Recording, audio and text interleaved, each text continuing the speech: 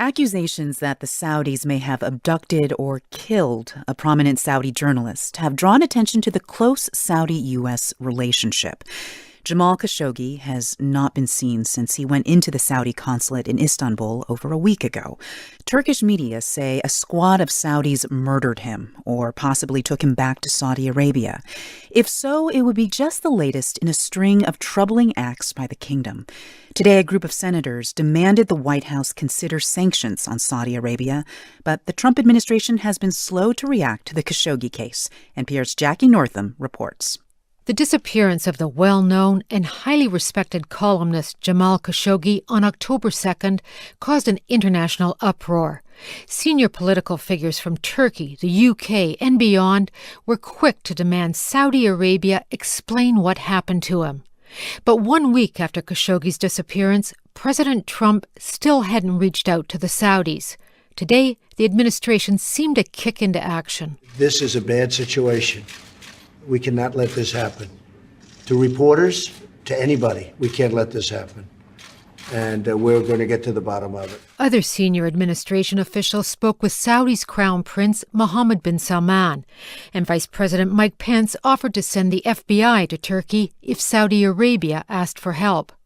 Danielle Pletka with the American Enterprise Institute says she's not surprised the administration took time to react. I think the United States has done exactly the right thing so far. We have a limited amount of information, and the president, the vice president, the secretary of state, all of them have expressed grave concern, but they have said correctly that we need to find out more about what happened. The delayed reaction has renewed criticism that the administration is too soft on Saudi Arabia, especially the powerful crown prince, as he's undertaken deep reforms in the kingdom. Michael Page with Human Rights Watch says Prince Mohammed has allowed women to drive, but has been ruthless about stamping out any dissent.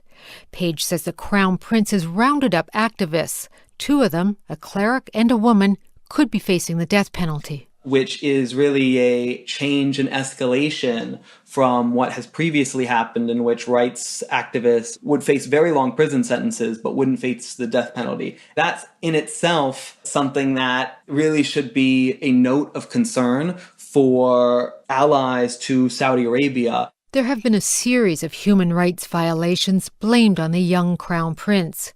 Members of Congress have recently become more vocal about civilian casualties in the protracted Saudi-led war in Yemen. There are calls from some senators to delay or cancel arms sales to Saudi Arabia. Jerry Firestein, a Gulf specialist at the Middle East Institute, says Khashoggi's disappearance may galvanize Congress. The pressure here in Washington for the U.S. government to be more aggressive in trying to get to the bottom of all of this is getting more and more intense, and I think it's bipartisan.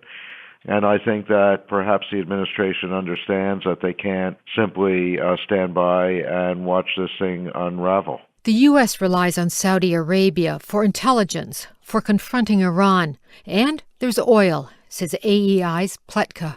We've always had a special place in the U.S. foreign policy heart for the Kingdom of Saudi Arabia, one that is not in many ways tied to its performance or its alliance to us, but more tied to its place within oil markets. President Trump has been vocal about that, recently going after Saudi Arabia to keep oil production high so gas prices stay low.